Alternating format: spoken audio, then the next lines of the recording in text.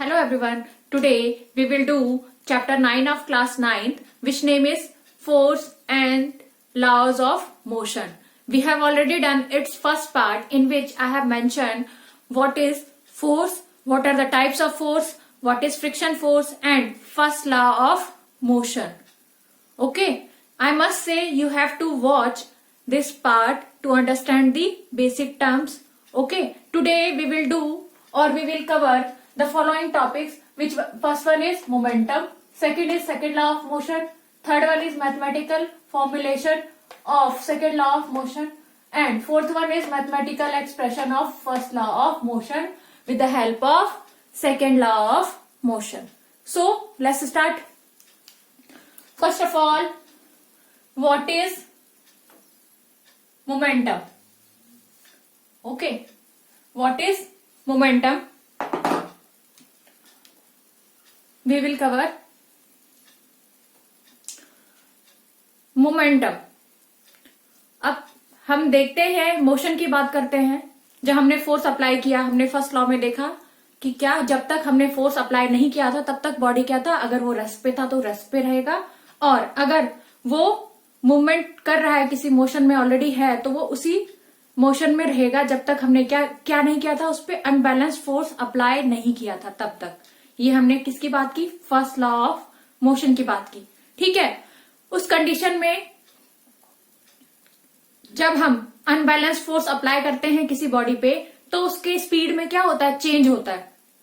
उसका स्पीड अगर पहले u था, हो सकता है v बन जाए बाद में जाके, इनिशियली अगर u है तो जब हम किसी फोर्स को अप्लाई करते हैं किसी बॉडी पे, तो उसके स्पीड में क्या आया? चेंज आया. ओके, स्पीड में चेंज आया मीन्स उसका वेलोसिटी क्या हुआ? चेंज हुआ. तो फोर्स के लिए रिस्पॉन्सिबल जो है, कौन रिस्पॉन्सिबल है? उसका वेलोसिटी भी रिस्पॉन्सिबल है. ऑब्जेक्ट में ने जो वेलोसिटी अटेन की है, वो वेलोसिटी किसकी वजह से आई है? जो हमने अनबैलेंस फोर्स उस बॉडी पे या उस ऑब्जेक्ट पे लगाया है. ठीक है. तो ऐसी कंडीशन में जो ऑब्जेक्ट का एक नया टर्म हम यहां डिनोट करेंगे, दैट इज मोमेंटम.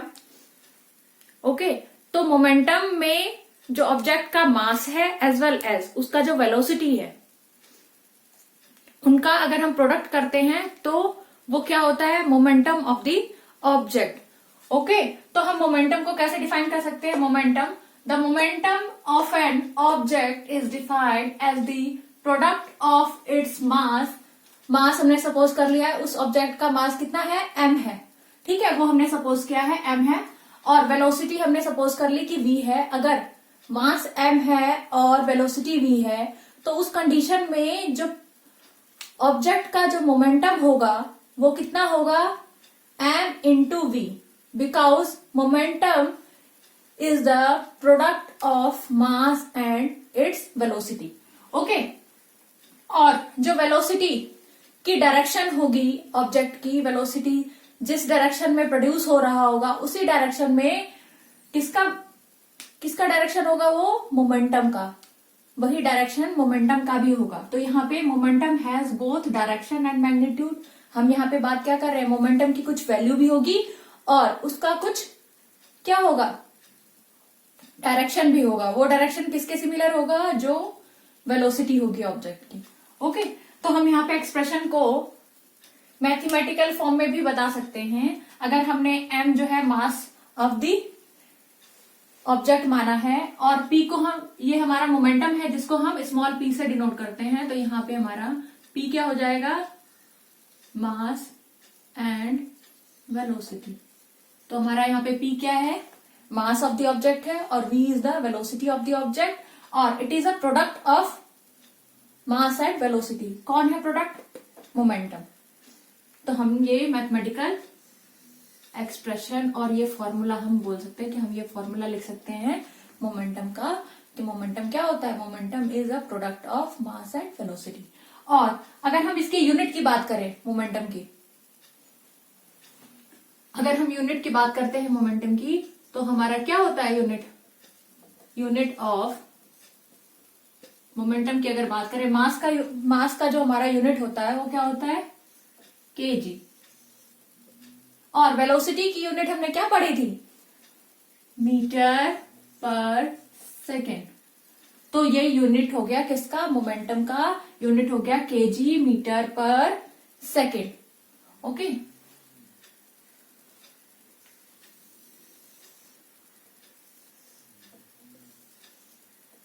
तो हमने फाइनली क्या समझा कि अगर फोर्स अप्लाई की जाती है किसी बॉडी पे तो उस बॉडी का वेलोसिटी चेंज होता है, वेलोसिटी चेंज होगा तो उस बॉडी का क्या होगा, मोमेंटम भी चेंज होगा।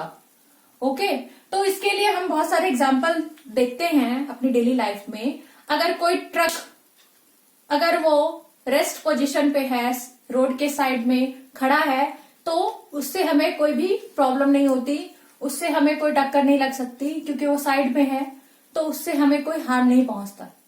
बट अगर वही रोड पे चल रहा हो तो वो अगर स्मॉल वेलोसिटी से भी चल रहा है अगर, तो वो क्या कर सकता है, किसी को धक्का लगा सकता है और तेज का हमें क्या हो सकता है, शॉक लग सकता है, तेज का हम इंजर्ड हो सकते हैं। ठीक है, तो उस कंडीशन में हमने क्या देखा, जो हमारा ट्रक है वो तो सेम ही है, बट अगर वो साइड में रेस्ट पे था तो उस कंडीशन में हमें कोई इंजरी नहीं हो रही थी। बट अगर वो रोड पे चल रहा है और हम बीच में आ जाते हैं तो उस केस में क्या होगा, हम इंजर्ड हो जाएंगे अगर हमें उससे टक्कर लगती है। ऐसे ही एग्जाम्पल और भी हैं, जैसे बुलेट की बात की जाती है। बुलेट तो बहुत स्मॉल इन साइज होता है, बट अगर उस बुलेट को हम गन में लगा के छोड़ते हैं तो वो बुलेट क्या करता है, किसी इंसान को किल भी कर सकता है। तो ये सब जो एग्जाम्पल्स हैं ये मोमेंटम के एग्जाम्पल हैं, क्योंकि उस टाइम पे मोमेंटम जो है वर्क कर रहा है, ऑब्जेक्ट का जो मोमेंटम है वो इंक्रीज हो रहा है। क्यों इंक्रीज हो रहा है, क्योंकि हमने जो फोर्स अप्लाई किया है वो फोर्स जो है उसकी वेलोसिटी को इंक्रीज कर रही है, और जो हमारा मोमेंटम होता है वो मास इंटू वेलोसिटी होता है। इसलिए उस केस में क्या होगा, जो मोमेंटम होगा ऑब्जेक्ट का वो भी क्या होगा, चेंज होगा। ठीक है, तो ये हमने मोमेंटम की बात की। जो हमारा सेकेंड लॉ ऑफ मोशन है वो भी मोमेंटम पे बेस्ड है। According to Newton, he says that, Newton ने क्या बोला अब, कि जो रेट चेंज ऑफ मोमेंटम होता है, ठीक है, रेट चेंज ऑफ मोमेंटम होता है वो डायरेक्टली प्रोपोर्शनल होता है अप्लाइड अनबैलेंस्ड फोर्स के। तो उन्होंने यहाँ पे यहां से हम फोर्स कैलकुलेट कर सकते हैं, फोर्स का एक्सप्रेशन कैलकुलेट कर सकते हैं with the help of second law of motion. क्योंकि सेकेंड लॉ ऑफ मोशन ने क्या बताया, it states that the rate of change of momentum of an object is proportional to the applied unbalanced force in the direction of force। क्या बताया उन्होंने, जो rate change of momentum होता है, momentum initially कुछ था क्योंकि वेलोसिटी कुछ थी, फिर फाइनली वेलोसिटी चेंज हो गई तो मोमेंटम भी चेंज हो गया। जो उनका डिफरेंस आया, रेट चेंज हुआ विद रिस्पेक्ट टू टाइम के रिस्पेक्ट में जो उनका मोमेंटम चेंज हुआ है वो किसके बराबर है, कि हमने how much force we have applied on the object, हमने फोर्स कितना अनबैलेंस्ड फोर्स जो है वो ऑब्जेक्ट पे अप्लाई किया था, उसके डायरेक्टली प्रोपोर्शनल होता है ये रेट चेंज ऑफ मोमेंटम। तो हम यहां से फोर्स को कैलकुलेट कर सकते हैं कि हमने कितना फोर्स अप्लाई किया। अभी तक हम ये बात कर रहे थे कि हम फोर्स अप्लाई कर रहे हैं ऑब्जेक्ट पे और ऑब्जेक्ट का जो है क्या हो रहा है, मोमेंटम चेंज हो रहा है, या फिर ऑब्जेक्ट का जो है पोजीशन चेंज हो रहा है, या फिर हम ये बोल सकते हैं कि उसका स्टेट ऑफ मोशन चेंज हो रहा है। बट अब हम यहाँ क्या कैलकुलेट कर रहे हैं सेकेंड लॉ ऑफ मोशन में, कि हमने कितना फोर्स अप्लाई किया है, किसके बेसिस पे, कि उसके अंदर जो चेंजेस आए हैं, उसकी वेलोसिटी में जो चेंजेस आए हैं या फिर उसके मोमेंटम में जो चेंजेस आए हैं, उसको कैलकुलेट करके हम टोटल फोर्स निकाल सकते हैं। तो that is the second law of motion. ठीक है, तो अगर हम मैथमेटिकल एक्सप्रेशन में जाते हैं तो ये यहाँ पे क्या कह रहा है, जो रेट चेंज ऑफ मोमेंटम है, हमने सपोज कर लिया कि हमारा जो वेलोसिटी है ऑब्जेक्ट का पहले आप मास सपोज करो, suppose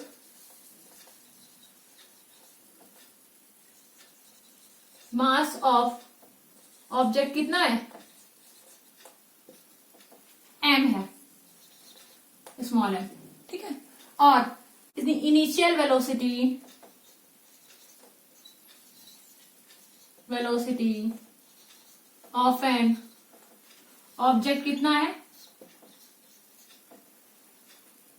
initial velocity of an object that is you, final velocity क्या हो गई,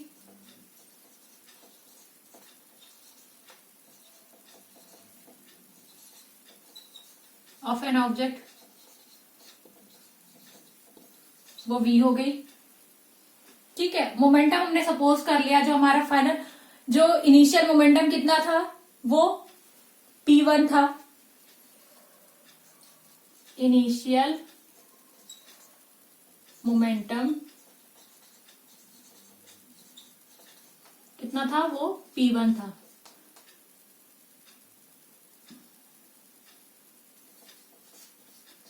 और फाइनल वेलोसिटी, फाइनल मोमेंटम कितना था, वो p2 था। ठीक है, तो अगर हम यहाँ पे एक्सप्रेशन निकालें, यहाँ हमारा mathematical formulation of second law of करेंगे हम, तो हम कैसे प्रूफ करें अकॉर्डिंग टू सेकंड लॉ, कैसे उसने बताया है उसको हम यहाँ पे शो करेंगे। तो अब देखिए, अगर चेंज इन मोमेंटम की बात की जाए, चेंज इन मोमेंटम, तो यहाँ पे चेंज इन मोमेंटम कितना है, पहले p1 था और अब p2 हो गया है फाइनली, तो p2 माइनस p1 बोल सकते हैं हम यहाँ पे, ये हमारा चेंज इन मोमेंटम हुआ है। अब अगर टाइम की बात की जाए कि विद रिस्पेक्ट टू टाइम था ना चेंज इन मोमेंटम, तो यहां पे अगर हम रेट चेंज की बात करें, rate change of momentum p2 minus p1 upon में t हो जाएगा। ये क्या है, हमारा रेट चेंज इन मोमेंटम। और ये रेट चेंज इन मोमेंटम किसके इक्वल टू है, किसके प्रोपोर्शनल है, यहाँ पे हम जब बात कर रहे हैं सेकेंड लॉ ऑफ मोशन की, तो according to second law of motion क्या हो रहा है,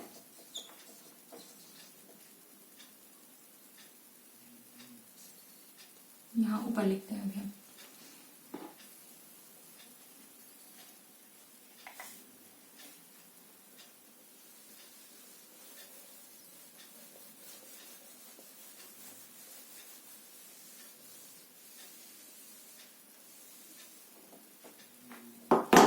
according to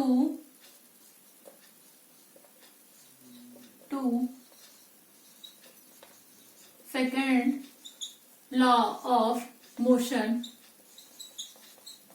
इसके अकॉर्डिंग क्या हो रहा है, हमारा जो रेट चेंज ऑफ मोमेंटम है वो क्या है, प्रोपोर्शनल है किसके, जो हमने अनबैलेंस्ड फोर्स अप्लाई किया है उसके प्रोपोर्शनल है। ठीक है, तो अनबैलेंस्ड फोर्स हमारा, हम सपोज कर लेते हैं कि हमारा अनबैलेंस्ड फोर्स कितना है, वो है अनबैलेंस्ड अप्लाइड फोर्स, हमारा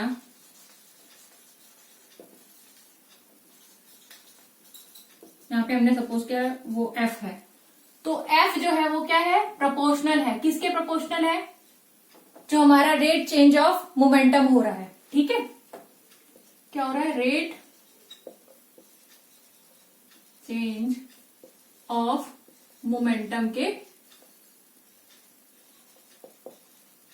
प्रोपोर्शनल है। तो रेट चेंज ऑफ मोमेंटम हमारा क्या था, p2 minus p1 divided by t था, ये हमने यहां निकाला था। ठीक है, अब यहां पे जो हमारा रेट चेंज ऑफ मोमेंटम है, p2 हमारा क्या है, p2 हमारा क्या होगा और p1 हमारा क्या होगा। ठीक है, p2 पहले p1 लिख लो, p1 कितना होगा हमारा, मास इनटू वेलोसिटी, p1 हमारा इनिशियल मोमेंटम है, तो यहाँ पे मास कितना होगा हमारा, मास तो सिमिलर ही रहेगा ऑब्जेक्ट का, और वेलोसिटी इनिशियल वेलोसिटी रखेंगे हम क्योंकि हम इनिशियल मोमेंटम निकाल रहे हैं, तो इनिशियल वेलोसिटी हमारी क्या होगी, u हमने सपोज करी है, तो हम यहाँ पे क्या लिखेंगे, u।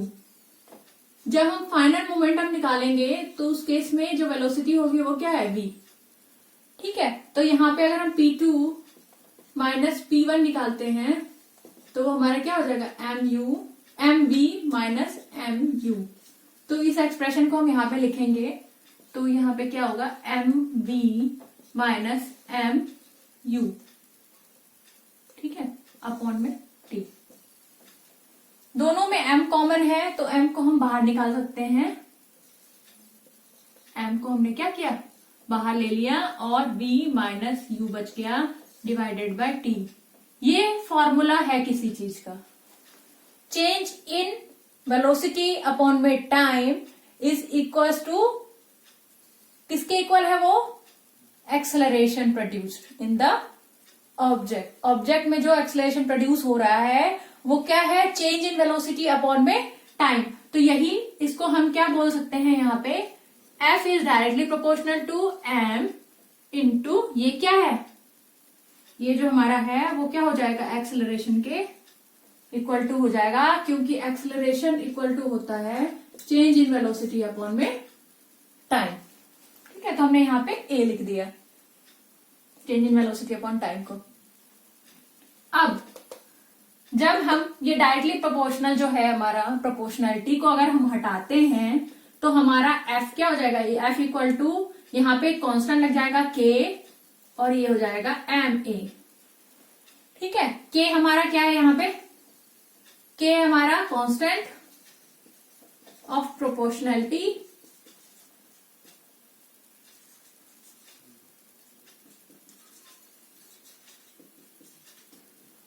ठीक है, K हमारा क्या हो गया, कांस्टेंट ऑफ प्रोपोर्शनैलिटी। ओके, अब हमने क्या करना है, अगर हम सपोज करते हैं कि हम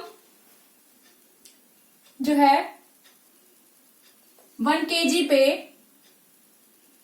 1 kg मास हो गया ऑब्जेक्ट का और एक्सेलरेशन जो प्रोड्यूस हो रहा है वो 1 मीटर पर सेकेंड स्क्वायर प्रोड्यूस हो रहा है, तो उस केस में क्या होगा, जो हमारा फोर्स होगा वो 1 यूनिट फोर्स होगा। ठीक है, तो अगर 1 यूनिट फोर्स के लिए हम बात करते हैं, फॉर 1 यूनिट फोर्स,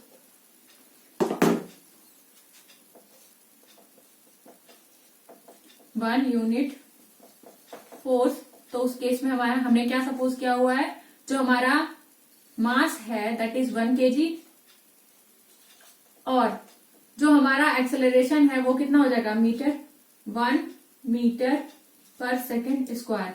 तो हमारा क्या हो जाएगा, K की वैल्यू क्या हो जाएगी इस कंडीशन में, वो 1 हो जाएगी, क्योंकि ये भी 1 हो गया, ये भी 1 हो गया, ये भी 1 हो गया, तो K हमारा क्या हो जाएगा, 1 हो जाएगा। अगर हम K की वैल्यू यहां पुट करेंगे तो हमारे पास क्या आएगा, F इक्वल टू MA। अगर हम K की वैल्यू 1 पुट करते हैं तो हमारे पास एक्सप्रेशन क्या आएगा, F इक्वल टू MA। यहाँ पे हमने क्या निकाला, अप्लाइड फोर्स, जो हमने अनबैलेंस अप्लाइड फोर्स लगाया था ऑब्जेक्ट पे, जिसकी वजह से उसके अंदर मोमेंटम चेंज हुआ था, जो कि हमारा सेकेंड लॉ ऑफ मोशन बताता है कि वो क्या होता है, डायरेक्टली प्रोपोर्शनल होता है अनबैलेंस फोर्स के। वो हमने यहाँ एक्सप्रेशन फाइंड आउट किया है। फोर्स का यहाँ पे हमने एक एक्सप्रेशन फाइंड आउट किया है, फोर्स इक्वल टू क्या होता है, मास इनटू एक्सेलरेशन।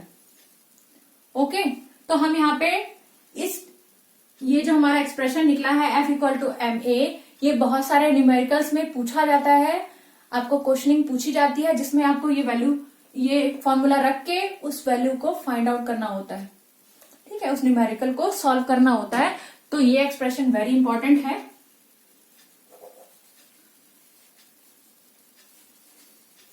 तो हमने यहाँ पे क्या फाइंड आउट किया है, mathematical formulation of second law of motion find out किया, ये हमारा मैथमेटिकल फॉर्मुलेशन है। अब F का जो है यूनिट निकालते हैं।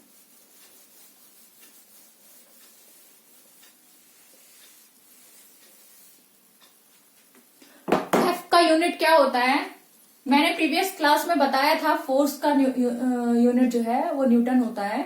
ये जो है न्यूटन, वो साइंटिस्ट के नेम पे रखा गया है। ठीक है, तो यहां पे F equal to M into A है। M का जो है मास मास का हमारा यूनिट अगर हम निकाले तो वो क्या होगा, kg, और एक्सेलरेशन का यूनिट क्या होता है, वो होता है मीटर पर सेकेंड स्क्वायर।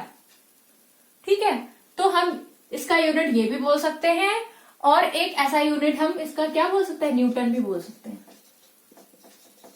जिसको हम कैपिटल एन से शो करते हैं। ये सब क्या है, यूनिट है। अगर हम यूनिट की बात करें, यूनिट ऑफ फोर्स, ठीक है। तो यूनिट ऑफ फोर्स कौन कौन से हो गए, एक हमारा किलोग्राम मीटर पर सेकंड स्क्वायर हो गया, और दूसरा क्या हो गया यूनिट, न्यूटन, जो कैपिटल एन से हम डिनोट करते हैं, ठीक है। तो ये दो हमने यहाँ पे निकाले हैं, इसके एक्सप्रेशन के थ्रू हमने यूनिट निकाला है फोर्स का।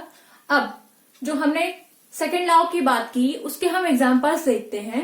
जब आप क्रिकेट मैच देखते हो तो आप देखते हो कि जो हमारा क्रिकेटर है, जो कैच होल्डर है, वो क्या कैसे कैच ले रहा होता है, वो क्या ऐसे ले रहा होता है, no, he is taking like that. That time he is reducing the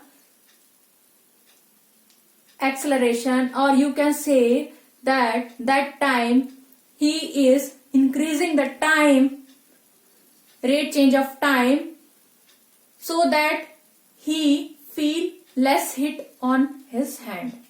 okay, उस टाइम पे क्या हो रहा होता है, वो अपनी हैंड को ज्यादा टाइम इंटरवल के लिए क्या करता है, आगे बढ़ाता है, जिससे कि अगर टाइम इंटरवल बढ़ेगा, यहां पे हमने ये एक्सप्रेशन देखा, जो एफ है वो प्रोपोर्शनल है किसके, चेंज इन वेलोसिटी अपॉन में टाइम। तो अगर यहाँ पे टाइम बढ़ता है, टाइम रेसिप्रोकल में है, उल्टा है, टाइम अगर बढ़ेगा तो फोर्स जो अप्लाई हुई है वो क्या होगी, कम होगी, ठीक है। तो जो प्लेयर है, जो कैच उसको पकड़ रहा है, उसको क्या होगा, हिट कम फील होगा, क्योंकि उसने टाइम ड्यूरेशन क्या कर दिया, इंक्रीज कर दिया है। उस केस में जो है वेलोसिटी क्या हो गई है, रिड्यूस हो गई है, और उसको हिट अपने हैंड पे कम फील होगी। तो इसीलिए जो है कैच जो है हमेशा ऐसे टाइम ड्यूरेशन को बढ़ाने के लिए इस तरीके से ली जाती है। तो ये हमारा एग्जांपल किसका है, सेकेंड लॉ ऑफ मोशन का एग्जांपल है, ठीक है। अब हमने यहाँ पे मोमेंटम कर लिया, सेकेंड लॉ ऑफ मोशन कर लिया, मैथमेटिकल फॉर्मुलेशन कर लिया, किसका, सेकेंड लॉ ऑफ मोशन का। हमने मैथमेटिकल फॉर्मुलेशन से फोर्स फाइंड आउट किया है। अब हम यहाँ पे करेंगे mathematical expression of first law of motion. अब हम फर्स्ट लॉ को कैसे यहाँ पे डिफाइन करें, with the help of second law, तो वो चीज हम करेंगे अब, ठीक है।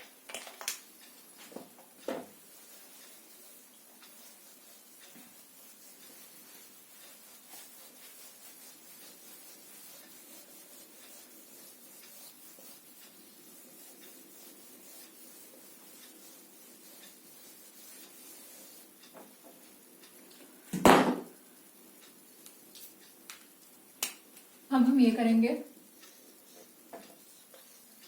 Mathematical expression of first law of motion through second law of motion.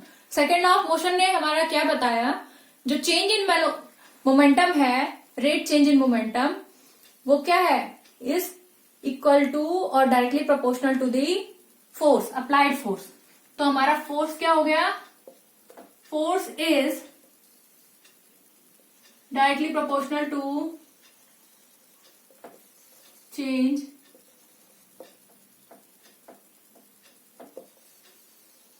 rate of change of momentum।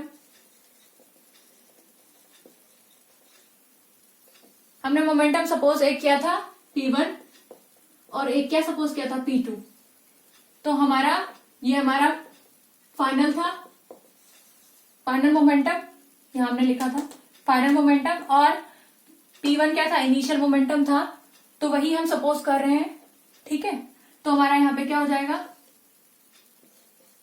P2 minus P1। तो F जो है डिवाइडेड बाई T, यहां पे हमारा F क्या है, F इक्वल्स टू कर लेते हैं, क्योंकि हम K सपोज कर लेते हैं कि हमारा 1 है, ठीक है। तो हमारा क्या हो जाएगा, यहाँ पे K नहीं रखेंगे, K की वैल्यू 1 हो गई। P2 हमारे क्या हो जाएगा, MV, और P1 हो जाएगा MU अपॉन में T क्या हो जाएगा, टाइम, टोटल टाइम हमने सपोज किया है कि इतना टाइम T टाइम लगा है, ऑब्जेक्ट को मूवमेंट में फाइनल से इनिशियल से फाइनल पोजीशन में आने में। अब m हमने बाहर निकाल लिया, यहाँ पे हमारे पास बचा v माइनस यू अपॉन में t।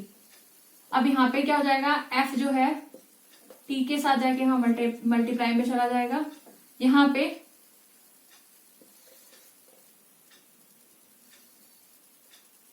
mv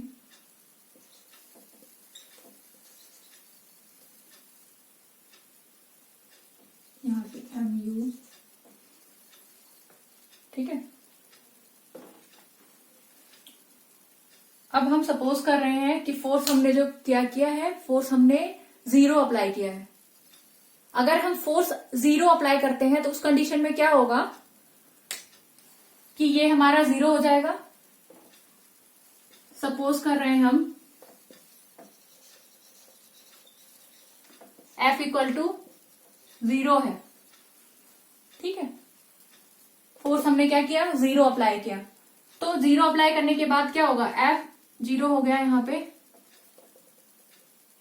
0 into T equal to mv minus mu हो गया। अब ये 0 हो गया, 0 equal to mv minus mu, तो हम बोल सकते हैं mv इक्वल टू mu हो गया। दोनों m जो है सिमिलर है तो ये कैंसिल आउट हो जाएंगे, तो v इक्वल टू क्या हो जाएगा, यहाँ पे u हो गया। मीन्स जो वेलोसिटी इनिशियल वेलोसिटी थी और जो फाइनल वेलोसिटी थी वो दोनों क्या है, सेम है। इसका मतलब क्या है कि जब तक हमने फोर्स अप्लाई नहीं किया है ऑब्जेक्ट पे, तब तक अगर वो वेलोसिटी u थी तो वो u ही रहेगी, वो v के बराबर है, मतलब u ही है ऑब्जेक्ट का। टोटल टाइम इंटरवल के लिए जो वेलोसिटी है वो क्या है, u ही रहेगा, जब तक हम अनबैलेंस फोर्स हमने क्या रखा है, 0 रखा है यहाँ पे, तो ठीक है। और अगर हम सपोज कर रहे हैं कि ये दोनों, एक u जो है हमारा क्या है, 0 है, उस टाइम पे जो ऑब्जेक्ट है वो रेस्ट पोजीशन पे है, तो उसका फाइनल वेलोसिटी भी क्या हो जाएगा, वो भी क्या हो जाएगा, 0, क्योंकि बोथ आर इक्वल, यहाँ पे इक्वल है। तो जो हमारा फर्स्ट लॉ था, फर्स्ट लॉ भी यही बता रहा था कि जब तक हम किसी ऑब्जेक्ट पे अनबैलेंस्ड फोर्स अप्लाई नहीं करते, तब तक वो ऑब्जेक्ट जो है अपने स्टेट ऑफ मोशन को मेंटेन करके रखता है, वो चेंज नहीं करता है। ओके, अगर वो रेस्ट पे है तो रेस्ट पे रहेगा, और अगर वो कोई मोशन कर रहा है तो वो क्या कर रहा है, तो उसी मोशन में रहेगा, जब तक हमने उस पर कोई अनबैलेंस फोर्स अप्लाई नहीं किया, जब तक हमने उससे उसका जो है कोई स्पीड वेलोसिटी में कोई चेंज नहीं आएगा, ठीक है, जब तक हमने उस पर कोई क्या किया है, कोई अनबैलेंस फोर्स अप्लाई नहीं किया। तो वही चीज यहाँ पे प्रूफ कर रहा है सेकेंड लॉ ऑफ मोशन, ठीक है। तो ये हमारा क्या किया इसने, फर्स्ट लॉ का जो है एक्सप्रेशन को प्रूफ किया है, एक्सप्लेनेशन को, फर्स्ट लॉ के एक्सप्लेनेशन को। ओके, तो आज का सेशन हमारा यहीं पे ओवर हो रहा है। I hope you have enjoyed today's session. Okay, so bye everyone and wait for the next video.